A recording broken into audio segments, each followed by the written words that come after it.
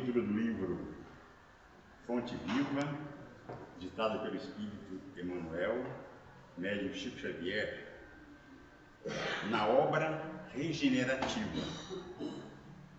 Irmãos, se algum homem chegar a ser surpreendido em alguma ofensa, vós que sois espirituais, orientai-o com espírito de mansidão, velando por vós mesmos, para que não sejais igualmente tentados. Esse pensamento é de Paulo aos Gálatas 6:1. Se tentamos orientar o irmão perdido no cipoais do erro, com aguilhões de cólera, nada mais fazemos que lhe despertar a ira contra nós mesmos. Se lhe impusermos golpes, revidará com outros tantos. Se lhe destacamos as falhas, poderemos salientar os nossos gestos menos felizes. Se opinamos para que sofra o mesmo mal com que feriu a outrem, apenas aumentamos a percentagem do mal em derredor de nós. Se lhe aplaudimos a conduta errônea, aprovamos o crime. Se permanecemos indiferentes, sustentamos a perturbação. Mas se tratarmos o erro do semelhante com quem cogita de afastar a enfermidade de um amigo doente, estamos, na realidade, concretizando a obra regenerativa. Nas horas difíceis, em que vemos um companheiro despenhar-se nas sombras interiores, não olvidemos que para auxiliá-lo é tão desaconselhável a condenação quanto o elogio. Se não é justo atirar petróleo às chamas com o propósito de apagar a poeira, ninguém cura chagas com a projeção de perfume. Sejamos humanos antes de tudo. Abeiremos-nos do companheiro infeliz com os valores da compreensão e da fraternidade. Ninguém perderá exercendo o respeito que devemos a todas as criaturas e a todas as coisas. Situemo-nos na posição do acusado e reflitamos se, nas condições dele, teríamos resistido às sugestões do mal. Relacionemos as nossas vantagens e os prejuízos do próximo, com imparcialidade e boa intenção. Toda vez que assim procedermos, o quadro se modifica nos mínimos aspectos. De outro modo, será sempre fácil zurzir e condenar, para cairmos com certeza nos mesmos delitos quando formos, por nossa vez, visitados pela tentação. Boa noite a todos, que a paz do Cristo seja o clima espiritual do nosso encontro, da nossa reunião, para que aproveitemos bem esses momentos, esses ensinamentos que será apresentados pelo nosso companheiro Fernando Palermo, que já esteve aqui outras vezes, muitos aqui já o conhecem. O tema dele é regeneração e o reino de Deus. Então, nesse um aspecto assim, bem abrangente, né? Regeneração e o reino de Deus. Então, vamos entender com ele o significado desse assunto, desse estudo, que com certeza vai nos ajudar nessa obra regenerativa de nós mesmos, auxiliando o nosso mundo também nesse momento de transição que estamos vivendo, de expiação e prova para mundo de regeneração, o que ele vai explicar para nós mais detalhadamente, né? O Fernando, ele é presidente hoje do IDEFRAN, Instituto de Difusão Espírita de Franca, né? É isso? Divulgação, Instituto de Divulgação Espírita de Franca. E é vice-presidente da Fundação Espírita Allan Kardec. Ele faz uma dobradinha com o Mário Arias, né? Tanto no IDEFRAN, o Mário é vice e ele é presidente. Na Fundação, o Mário é presidente e ele é vice. E ele participa do Centro Espírita Monsenhor Rosa, como colaborador, como conselheiro lá da diretoria também. Então, nós vamos pedir o amparo da espiritualidade para todos nós, para o nosso encontro, para o Fernando, logicamente inspirando-o, pois que ele estudou com muito carinho esse tema e vai nos ajudar no entendimento desse assunto que é muito importante. Então, nós vamos pedir o amparo de Jesus a nos envolver em sua paz, em sua luz, tranquilizando-nos a todos, iluminando as nossas mentes, nossos corações, para que possamos assimilar bem essas lições e, uma vez apreendidas, possam nos ajudar em nossa transformação moral e espiritual, vivenciando os ensinamentos do Cristo em todos os setores da vida. Que o nosso encontro seja um encontro de paz, de harmonia, e que, com certeza, ao ouvirmos essas explicações, ao assistirmos essa palestra, a espiritualidade amiga aproveita esses momentos de tranquilidade, de serenidade, para nos envolver em boas energias, em bons fluidos, fortalecendo-nos na fé, na coragem, na esperança, na alegria de viver, para que possamos, com esses valores morais e espirituais, estarmos sempre preparados para vivenciar todas as situações que enfrentarmos pela vida fora. Que Jesus nos ampare, envolvendo o nosso irmão Fernando, então, em sua palestra. Obrigado, Senhor. Bom trabalho, Fernando. Boa noite, pessoal. Boa noite. Agradecer à casa pelo convite para estar aqui mais uma vez, né? E que a infinita misericórdia de Deus continue sustentando a nossa trajetória aqui na presente história reencarnatória de cada um de nós. Esse tema que eu sugeri, né, a casa para a gente tratar hoje, ele surgiu a partir de alguns questionamentos, considerações que têm povoado a minha mente, né? Nós temos ouvido falar muito da tal da transição planetária. É um assunto em voga, na moda, em todas as instâncias espiritualistas e também espíritas. Não só no meio espírita, as pessoas falam desse momento de transição, essa mudança, né, que se processa no planeta. E no meio espírita, nós sabemos que lá no capítulo 18 de A Gênese, foi tratado desse assunto. Mas esse assunto, ele permeia a história da humanidade desde os tempos remotos. Se a gente olhar, por exemplo, os maias, este povo aqui da América, né, tem lá o calendário maia, que tratava da evolução dos tempos até uma determinada data. Isso gerou diversas hipóteses, considerações por parte de pesquisadores que assinalavam, né, que então em 2012, temos até um filme de Hollywood tratando desse assunto, a Terra passaria por uma grande transformação. Alguns mais afoitos dizem que seria o fim dos tempos, né, o fim da Terra, da vida humana. Então são vários questionamentos, hipóteses, tudo isso gerando essa, digamos assim, ansiedade que permeia o assunto e vai tomando conta das pessoas. No meio espírita, nós temos então diversos mentores espirituais que tratam do assunto, mas nós vamos nos ater, em princípio, no capítulo 18 da Gênese.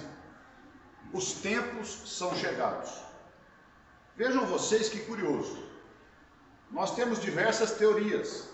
Por exemplo, como eu disse, dos maias, um povo antigo, que cravava 2012 como esse momento diferente, um momento que iria acontecer uma grande transformação. Alguns atribuem a Chico Xavier, uma profecia de que no ano de 2019 nós entraríamos no mundo regenerado. Tivemos no meio espírita, inclusive eventos, quando no mês de julho de 2019 tínhamos então essa previsão, entre aspas, de que nós estaríamos entrando no mundo de regeneração.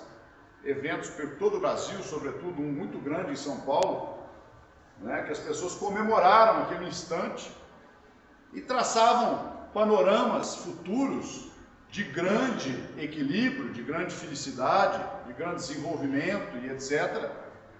Que se a gente for prestar atenção de 2019 para cá, ao contrário disso, a humanidade entra num processo de grande ansiedade psíquica e turbulência social, moral, ética, que vai tomando conta de todas as instâncias sociais, de todos os planetas, de todos os países, perdão.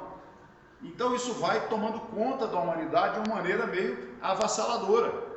Vivemos tempos extremamente complexos, em que são questionadas as ideias de um mundo antigo, colocados as bases de um mundo futuro, as pessoas sem saber muito o que está acontecendo, o que vai acontecer, mas nós vivemos esse momento, né? Então ali nos tempos são chegados em A Gênese, naquele início de capítulo, que é o último capítulo do livro A Gênese, de Kardec, a primeira frase, os tempos são chegados. Já lá em 1850, já eram os tempos. Não tínhamos ali nenhuma data definida, e nós vamos falar do sermão profético do Cristo um pouquinho mais adiante. Então os Espíritos dizem que nós iríamos iniciar, já estávamos iniciando este processo de transformação do planeta, porque tudo, nós sabemos, tem a lei de progresso, que é uma das leis de Deus. Então no Evangelho segundo o Espiritismo nós temos lá os planetas primitivos, os planetas de expiação e provas, como o nosso ainda o é, os planetas regenerados e os planetas felizes. Isso do ponto de vista da evolução material, social dos planetas, né? Das casas, das moradas de Deus. Então nós estamos no limiar deste novo tempo, porque é natural que a lei do progresso ela faça o seu movimento de maneira avassaladora, sem solução de continuidade nesse processo. É natural que assim seja. Então o que acontece? Existem várias teorias de que esse momento vai ser um momento em que nós vamos passar por grandes cataclismas geológicos, né, das placas tectônicas, enfim, como ocorriam no mundo antigo. Mas ali em A Gênese, o espírito Arago, que, diga-se de passagem, foi um cientista francês, inclusive ele foi primeiro-ministro francês durante 3 meses, em 1848, ele era físico, pesquisador da astronomia, e ele então volta em espírito e inicia o capítulo 18, dizendo o seguinte, que nós viveríamos então, já estávamos vivendo essa transformação, mas que sobretudo essa transformação seria o progresso moral inevitável da humanidade. Nós teríamos que dar o passo, o salto de qualidade moral no nosso planeta. E se formos olhar realmente, de 1850 para cá, o nosso planeta já mudou para melhor, mas muitas vezes. Vamos pensar Kardec, trabalhando na codificação, respondendo a milhares de cartas que chegavam, questionando as teorias espíritas, perguntando, trazendo comunicações que aconteciam no mundo inteiro naquele momento. Ele trabalhava à luz de lamparina, não existia luz elétrica, em 1850, portanto, muito pouco tempo. Paris não tinha transporte, eram os cavalos. Vocês imaginam a cidade do tamanho de Paris naquele tempo, as pessoas se locomovendo para lá e para cá com os cavalos, que defecavam, urinavam na Paris, na bela Paris, a cidade de luz, causando ali um ambiente um pouco meio que, hoje em dia, a vigilância sanitária ia fechar Paris, se fosse assim, né? Porque nós temos regramentos que foram desenvolvidos ao longo do tempo. A ciência nos traz o antibiótico, a penicilina. O ser humano caminha em direção às estrelas. Mas e o moral? não é? O moral precisa passar por esse chacoalhão. Então é isso que devemos entender como essa grande transição. O ser humano na Terra, o Homo sapiens, que é a nossa espécie, está aqui há 200 mil anos, segundo a ciência. A vida na Terra, em torno de 3 bilhões de anos, a vida se iniciou na Terra. Os primeiros primórdios da vida na Terra, nos mares. E o nosso planeta tem 4 bilhões de anos. Então nós, enquanto seres humanos, que recebemos ali, naquele despertar da consciência, o livre-arbítrio e a consciência, para desenvolver o nosso intelecto, estamos aqui há 200 mil anos. É muito pouco tempo, mas nós já caminhamos muito. Se a vida começou aqui há 3 bilhões de anos, 3 bilhões e meio de anos, o ser humano, né, que sai do reino animal para o reino hominal, está se desenvolvendo nessa luta dos erros e dos acertos, do aprendizado intelectual, do desenvolvimento moral de 200 mil anos, pouco representa esses 4 bilhões e meio de anos que tem a Terra. E a Terra já teve vários saltos evolutivos, com extinção de espécies de seres vivos, por exemplo, os dinossauros, que foram extintos por uma questão sísmica, geológica. Era um desenvolvimento da vida. E as leis de Deus fizeram que aqueles seres vivos, princípios espirituais, tivessem a sua extinção. Então são períodos de avanço, progresso, mudanças que se fazem necessárias. Mas como há 200 mil anos nós saímos do ser humano primitivo e adentramos o Homo sapiens, que somos nós, começamos então nesse processo de acertos e erros, fazendo uso do nosso livre-arbítrio, experimentando as experiências com a matéria dura, rude, num ambiente extremamente hostil, fez com que nós nos desenvolvêssemos muito rapidamente. Então chegamos lá em 1850, quando os espíritos dizem a Kardec que os tempos eram chegados para essa grande transformação moral, um arcabouço de conhecimento muito grande. E de lá para cá, nesses 150 anos, como eu disse para vocês, citei, por exemplo, a penicilina, os antibióticos, né, as questões da conquista do espaço, mas do ponto de vista social, a humanidade desses 150 anos melhorou muito. Naquele tempo, as mulheres não tinham nenhum valor. Hoje nós lutamos pelas mulheres, como seres humanos, que necessitamos todo respeito, em pé de igualdade, não mais com a prevalência da força masculina, mas exatamente o complemento dos seres filhos de Deus na construção do progresso individual e coletivo. Nós tínhamos naquela época a escravidão, não só no Brasil, em vários países. Conseguimos praticamente abolir a escravidão na história da humanidade, porque isso fazia parte. Se a gente olhar a história antiga, todos foram feitos escravos e escravizaram alguém, os povos ao longo do tempo. Hoje isso é combatido, com razão, porque é um salto de qualidade que nós temos. Por exemplo, no Evangelho segundo o Espiritismo, nós temos ali uma página sobre o duelo. Se Kardec estivesse no mundo hoje, ele não precisaria perder tempo em escrever uma página sobre o duelo, porque faz parte da história, acabou. Mas em 1850, portanto há 160 anos, 170 anos, as pessoas se matavam de uma maneira cruel, mas tinham o benefício da honra, de manter a honra, coisa bárbara, que vem lá da pré-história praticamente, da Idade Média. Só fazendo um parênteses, o último país a abolir o duelo na história da humanidade foi o nosso vizinho Uruguai, aqui em 1971. Mas se Kardec tivesse hoje aqui, ele não precisaria tratar do duelo. Seria uma perspectiva histórica. Então é um avanço social muito grande. Respeito às minorias. Hoje nós estamos numa guerra do respeito à natureza, que não existia até então, há muito pouco tempo. Então, os tempos são chegados, sim, já há bastante tempo, do nosso ponto de vista do tempo cronológico. Mas nós não nos apercebemos disso. Por quê? Porque o processo se dá de maneira lenta, que vai amadurecendo, essas transformações vão se tornando a base do progresso social, moral, ético. Então isso tudo obedece à lei do progresso, que é uma das leis divinas, e nós estamos tendo aqui uma oportunidade maravilhosa de estarmos encarnados exatamente neste ápice desse momento de transição, porque as oportunidades são muito grandes.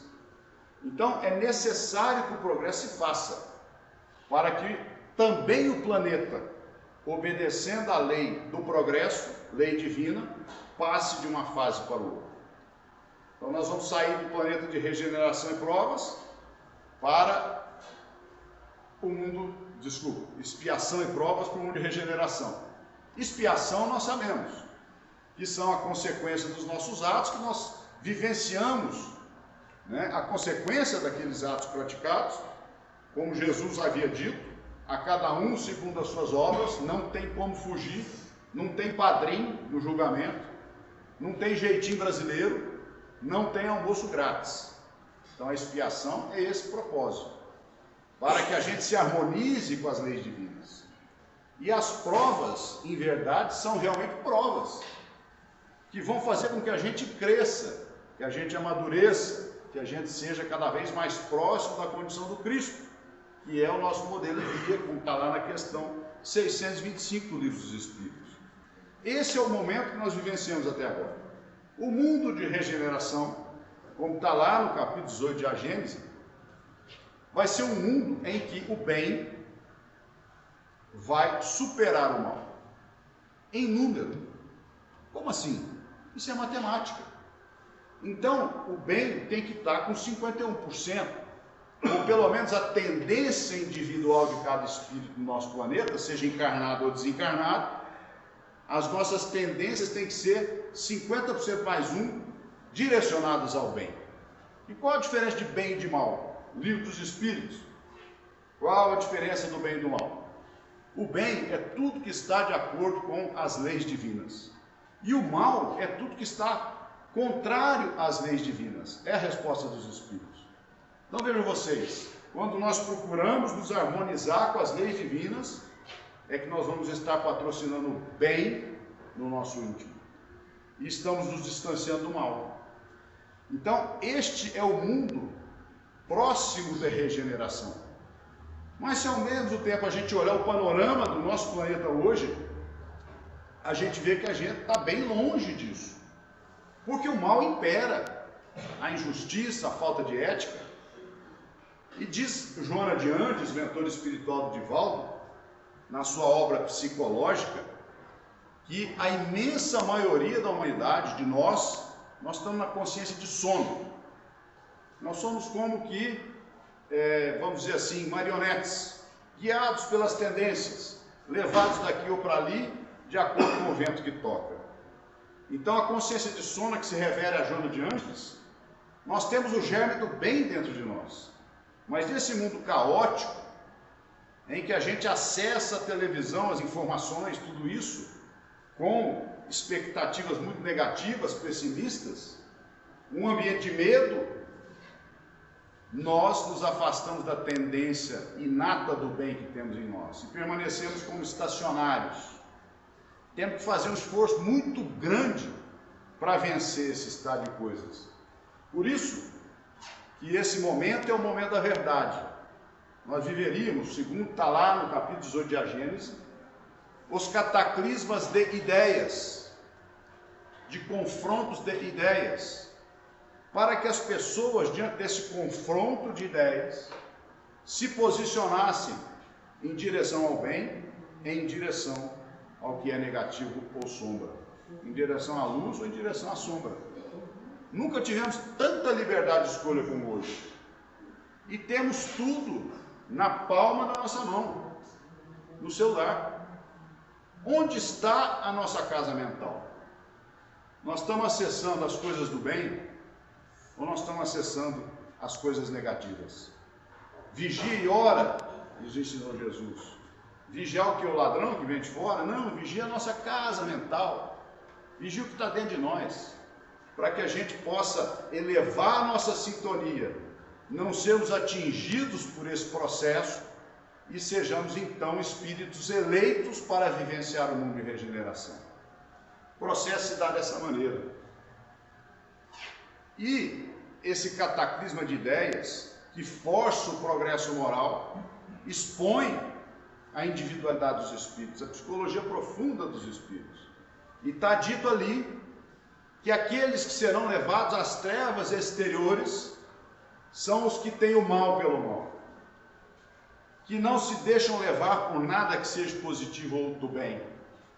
Segundo Emmanuel, na sua obra, são os meliantes espirituais. O que é um meliante?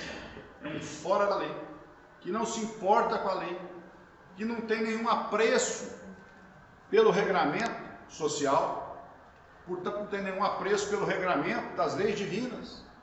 Esses são aqueles que serão levados às trevas exteriores. Então, quando a gente ouve dizer, né, que espíritos, por exemplo, eu já vi um questionamento se os suicidas serão levados às trevas exteriores. Imagina! O suicida é um doente que precisa se regenerar, precisa do amor, da compaixão, da caridade do próximo em relação a ele, para que ele possa se regenerar nesse mundo melhor. Não quer dizer que um suicida que transgride a lei divina, ele seja um espírito meliante, fora da lei. Não, ele errou, porque o erro faz parte da lei de causa e efeito. Só assim a gente aprende. Então existe, por exemplo, a dor-evolução, como nos diz Joana de Ângeles, que nós temos diversas experiências reencarnatórias na erreticidade com determinadas posturas, comportamentos, hábitos repetidos durante toda essa trajetória. Então nós fazemos uma programação reencarnatória em que exatamente aquele hábito que eu trago de tempos remotos vai ser trabalhado. E como eu tenho aquilo como uma zona de conforto, quando eu passo pelas experiências, pelas provas que vão fazer com que eu saia daquele estado, eu sinto um incômodo muito grande. Isso é dor-evolução, né? Essa é a dor que nos impele para frente, na busca de algo melhor. Então, é tudo isso que está acontecendo de maneira muito intensa no mundo de hoje, faz parte desse processo que começou já há alguns anos. Como eu disse para vocês, no tempo de Kardec, nós já estávamos vivenciando. E como mostrei, nós crescemos muito como humanidade e sociedade. Fazendo aqui um parênteses em relação à guerra. Estamos vivendo agora a guerra. De novo. Guerra na Ucrânia, guerra no Oriente Médio. No Oriente Médio tem guerra praticamente todo final de semana. Agora essa está na mídia, chegando toda hora para a gente, então a gente está vendo isso, né, mais de perto. Mas o que acontece? Existe uma pesquisa feita por um cientista de Harvard, canadense, e ele conseguiu fazer um levantamento histórico sobre a questão da violência e das guerras. No mundo medieval, portanto também há não tanto tempo, 80% das pessoas que nasciam, que reencarnavam no planeta, iriam retornar ao plano espiritual, iriam encontrar a morte em função de um conflito qualquer, seja uma guerra, uma invasão de um reino feudal para o outro, de alguma coisa violenta. 80%. Se a gente pega da humanidade como um todo. Hoje, se a gente pegar os 7 bilhões de alguma coisa de espíritos encarnados, as pessoas que desencarnam em função de conflitos violentos, não dá 1%. Então isso é um ganho, gente. Isso é um progresso. Por pior que a gente olhe e fale assim, puxa vida, é muito ruim esse estado de coisas. Mas a humanidade já progrediu demais. Esse é o lado bom. Esse é o lado bom. Esse é a luz, né, que nós estamos vendo. Que a gente percebe, né, que a gente está vendo tanta coisa negativa que a luz está incidindo sobre o planeta nesse processo, sobre a nossa casa planetária, de maneira intensa. Como eu disse, com liberdade, com a oportunidade da informação. Até 15 para as 9, né? 10. A oportunidade da informação.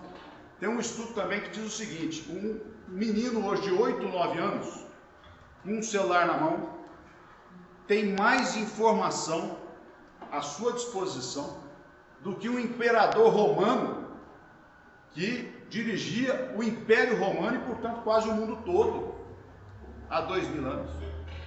Vejam vocês a que ponto que a humanidade evoluiu. Isso traz consequências também. Falávamos agora mesmo que diante desse cenário, diante dessas possibilidades, a juventude, ela se vê de certa forma meio que perdida. Para onde nós vamos? Onde estão as verdades? Então, como eu disse para vocês, aquele cataclisma de ideias, hoje muito intenso, né? Ideias políticas, ideias sociais, questionamentos da ética, colocações em relação à saúde do corpo, né? Tudo isso questionado na palma da mão de uma criança, de um jovem, criando um nível de ansiedade muito grande. Então, precisamos saber como vivenciar esse momento. E aí, eu gostaria de trazer para vocês o que estava na minha mente, povoando o meu próprio questionamento. Então, nós estamos com toda essa expectativa, o mundo de regeneração. Então, nós tínhamos lá os maias em 2012. Primeiro foi o bug do milênio, lembram-se disso? Em 2000, ia dar uma pane nos computadores do mundo, a sociedade ia entrar em crise, e aí nós íamos entrar num pânico geral. Passou 2000, não aconteceu nada. Aí os maias resgataram o coitado do Maia, não aconteceu nada. O nosso querido Chico Xavier virou profeta. Não deu 2019. Agora já estão atribuindo ao Chico 2057. E no sermão profético, quando Jesus é questionado, na saída do templo de Jerusalém, pelos discípulos, ele diz o seguinte: não ficará pedra sobre pedra do templo, porque o templo de Jerusalém era uma construção na época, uma coisa monumental. Todos se maravilhavam da capacidade humana de ter construído um negócio daquele. Demorou centenas de anos. E Jesus fala: não ficará pedra sobre pedra. Haverão guerras, rumores de guerras, peste, fome, muitos cristos, muitos falsos profetas, mas não é o fim. O fim do quê? Do mundo? Não, daquele momento evolutivo. E ele afirma o seguinte: este momento somente o pai sabe, nem o filho poderia afirmar. Por quê? Porque tudo isso depende também das escolhas individuais e coletivas que influenciam nas consequências da vida social individual. É a lei da causa e do efeito. Então vejam só vocês, tudo isso depende dessa dinâmica de escolhas e de vida, mas o plano de Deus está aqui. Vai acontecer sim essa mudança, porque faz parte da lei do progresso. Então, a par desta informação de que é inevitável o progresso, de que muitos serão levados às trevas exteriores, porque não vão estar de acordo com o progresso moral, tem uma outra frase do Cristo: onde está o reino de Deus? O reino de Deus está dentro de nós. Então, o meu questionamento pessoal seria o seguinte, e eu divido com vocês: será que nós temos que esperar o mundo de regeneração? Ou nós podemos nos regenerar antes desse mundo? Porque essa é a nossa proposta, questão 132 do Livro dos Espíritos. Qual a finalidade da encarnação? Levar o espírito à perfeição espiritual. E está lá no diálogo com Nicodemos: é preciso, para encontrar o reino de Deus, é preciso nascer, viver na terra, morrer, renascer, viver e assim sucessivamente muitas vezes. Que aqui é o nosso ambiente de trabalho, a nossa escola, o nosso hospital. Por que é assim que funciona? Se a gente olhar as obras de André Luiz, Filomeno de Miranda, na própria Gênese, né, no próprio Céu e Inferno de Kardec, a gente vai perceber que no plano espiritual, os espíritos estão vivenciando as experiências coletivas num ambiente de sintonia espiritual muito próximo. Então, por exemplo, em nosso lar, ali não estão espíritos trevosos, comprometidos com a lei, porque é um ambiente em que existe uma certa sintonia evolutiva, um diapasão vibratório evolutivo. E ali em nosso lar, não é meu caso, ainda não consegui chegar em nosso lar, a gente se prepara para um novo planejamento reencarnatório. Um em nosso lar, o outro no umbral, o outro mais para cima, enfim. E aqui na Terra é onde estão todos os níveis evolutivos que compõem a nossa sociedade planetária, convivendo juntos e misturados. Então nós pegamos, por exemplo, uma irmã Dulce, um espírito que tinha caridade como seu modo de vida, sem esforço nenhum, porque fazia parte dela, um espírito de luz, se dedicando ao próximo, né? Nós temos outros espíritos que não se importam com o próximo, que são os meliantes espirituais, convivendo todo mundo junto. Então, a irmã Dulce pratica a caridade como exemplo, auxilia a tantos, perdoa uma infinidade. Aquele que é um meliante espiritual, verifica a presença de um espírito de luz desse, se deixa impactar, e quem sabe ali não é o pulo do gato para ele se modificar para melhor. Tudo isso aqui nesse mundo, né? Então, por isso que nós nos preparamos, tivemos a oportunidade nessa encarnação ter contato com essa doutrina de fé raciocinada, que nos permite compreender o mundo espiritual, o mundo material, a interação entre esses dois planos de manifestação da vida, compreender o código de conduta do Cristo, e a partir de tudo isso, nós realizarmos o mundo de regeneração, que sim se avizinha, mas para que esperar? 2012, 19, 57, se passar 57, vamos falar que é 2132, e aí a gente fica esperando a banda passar, e não fazemos a nossa parte. André Luiz diz o seguinte, que os completistas, quem são os completistas na linguagem de André Luiz? São aqueles espíritos que fazem um planejamento reencarnatório e conseguem 100% de acerto na vida. Então ele retorna, passa pelo fenômeno da morte, chega de lá e ele teve 100% de acerto. São raríssimos. Raríssimos espíritos conseguem 100% de acerto na nossa condição evolutiva. Portanto, nós temos a ferramenta, que é a nossa capacidade de vivenciar, a nossa inteligência. Nós temos o código de conduta, que é o Cristo, é o Evangelho, e nós temos a luz da doutrina espírita, que nos permite compreender de forma objetiva, deixando o misticismo de lado, deixando os dogmas de lado, dando-nos a liberdade de escolha e de ação, para que a gente construa o reino de Deus dentro de nós. E o que é esse reino de Deus? Aí nós entramos na síntese crística, quando ele nos afirma que para encontrar esse lugar, essa condição, é preciso amar Deus sobre todas as coisas, e ao próximo como nós nos amamos. Então vejam vocês, que está tudo aí. Não precisamos esperar a esquina da vida para que a gente possa vivenciar as plenitudes do mundo maior, do mundo regenerado, do mundo feliz.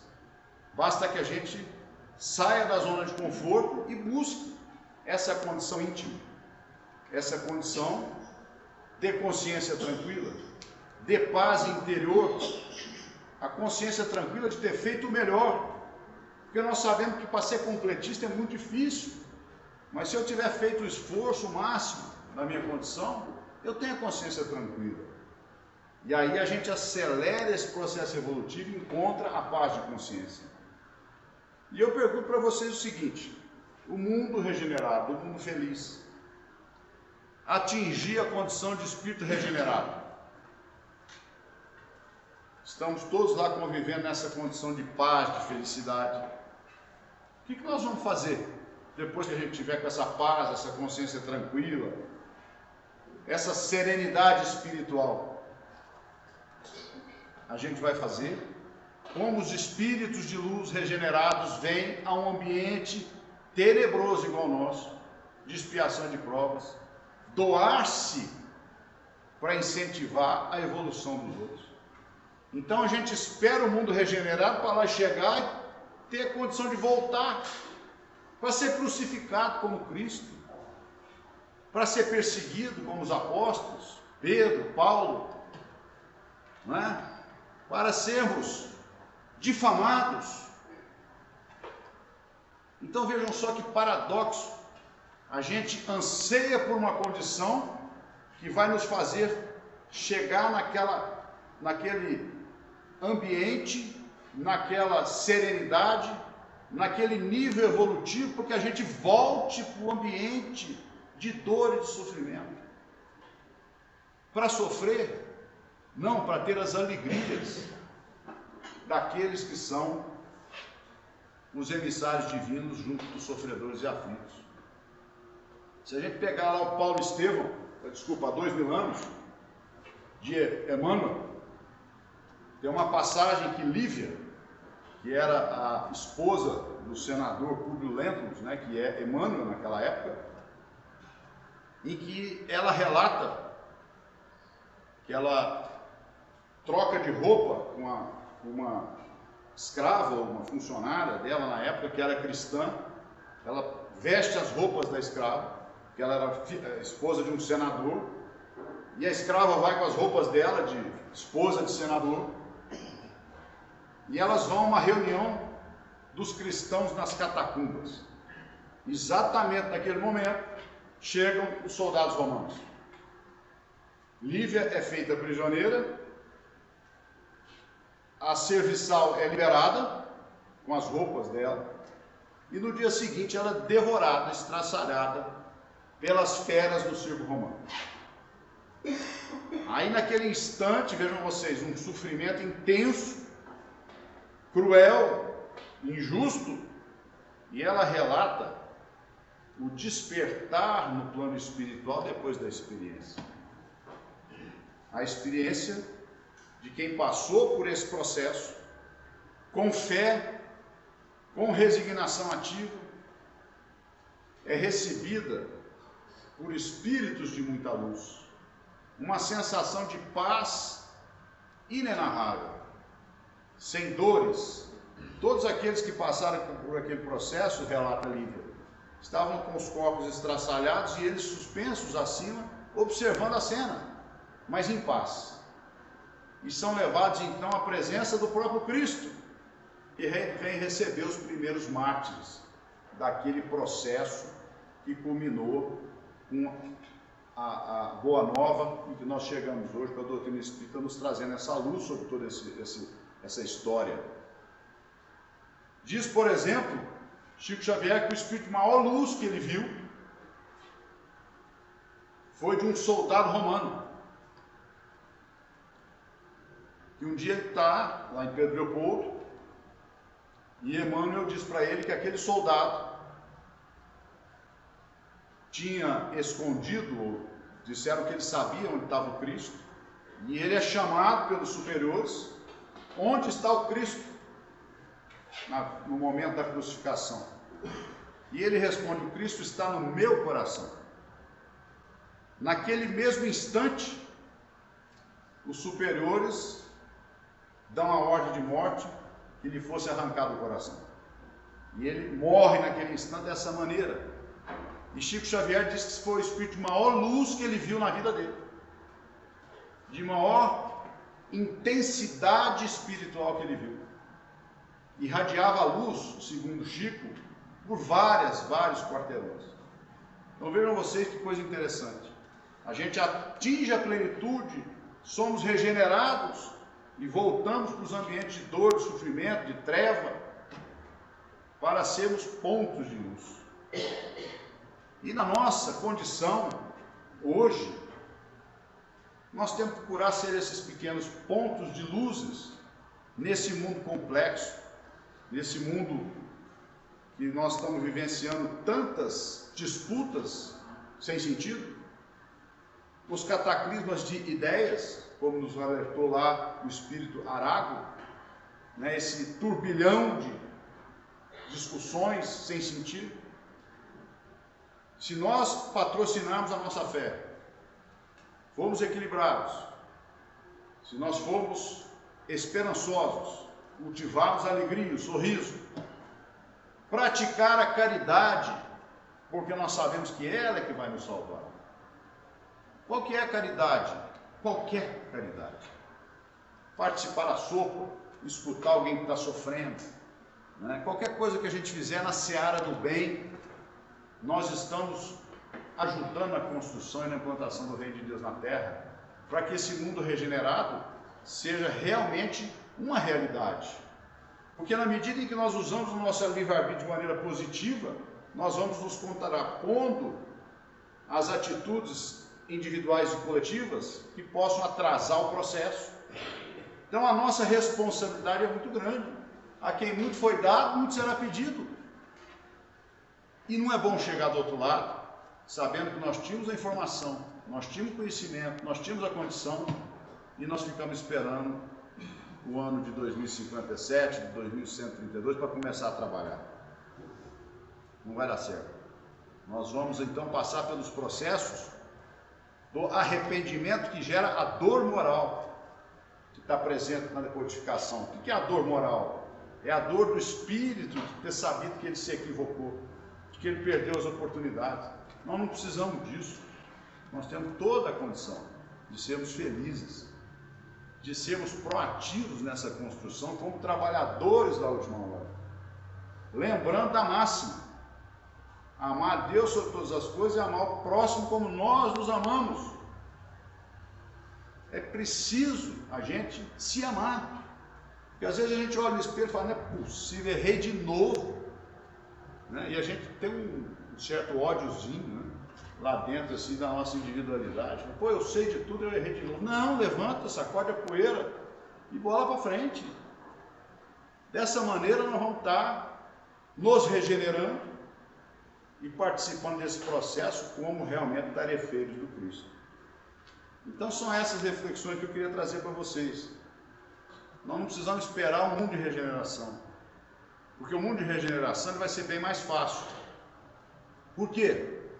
Por informação dos mentores espirituais e também, como está lá no capítulo 18 de A Gênese, grande multidão de espíritos de outros orbes mais evoluídos, que não tem karma aqui no nosso planeta, que tem serenidade ética, espiritual e moral, estarão se reencarnando, fazendo menção àquele raciocínio de que nós atingimos a condição da paz, da felicidade e voltamos para o ambiente de treva. Eles vão estar aqui em grande número, povoando as cidades, povoando os países e modificando a atmosfera, fazendo com que essa humanidade que se encontra em consciência de sono, que tem o germe do bem no seu íntimo, possa pender para o lado do bem. E aqueles, como eu disse, os meliantes espirituais a que se refere Emmanuel, serão levados às trevas exteriores também, com a oportunidade do trabalho, pela conquista que tem já do intelecto e da moral, para que eles possam servir também de progresso, de vetores de progresso nessas sociedades ainda mais atrasadas que o mundo de expiação e provas. Tudo é perfeito na dinâmica divina. É importante que a gente tenha coragem. E Emmanuel, na vasta obra que ele trouxe para o Chico, ele sempre fala da vontade.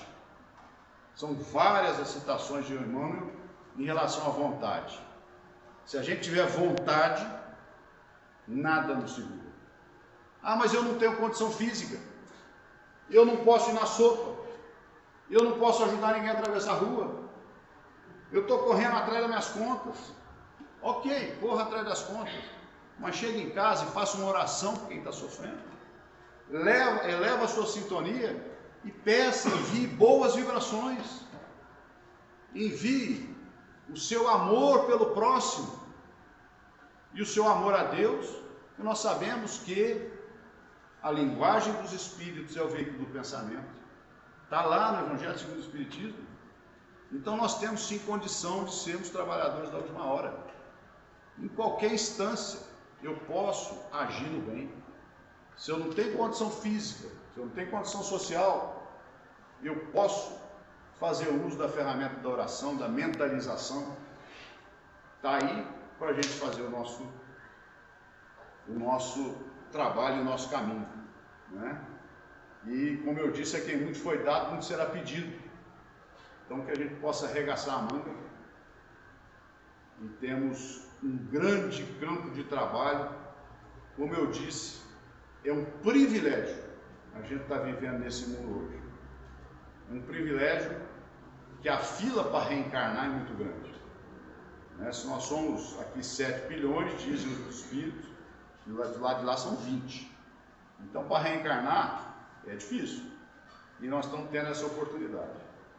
Então que nós possamos seguir em paz, bem dispostos, confiantes, conscientes das nossas responsabilidades, agradecidos a Deus pela bênção da vida, por tudo que ela nos traz, pelo convívio da família, dos amigos, pelo nosso trabalho, pelo encontro com essa doutrina de luz raciocinada, né? Agradecendo também as dificuldades, as perdas, as limitações, as frustrações que nos fazem mais fortes e que permitem que a gente conquiste os tesouros que as traças não corroem, que vão ser o alicerce do nosso íntimo regenerado e o início da nossa caminhada em direção à condição do Cristo como espíritos perfeitos. Então que nós sigamos com as bênçãos de Deus. Obrigado pela paciência, um beijo no coração de todo mundo.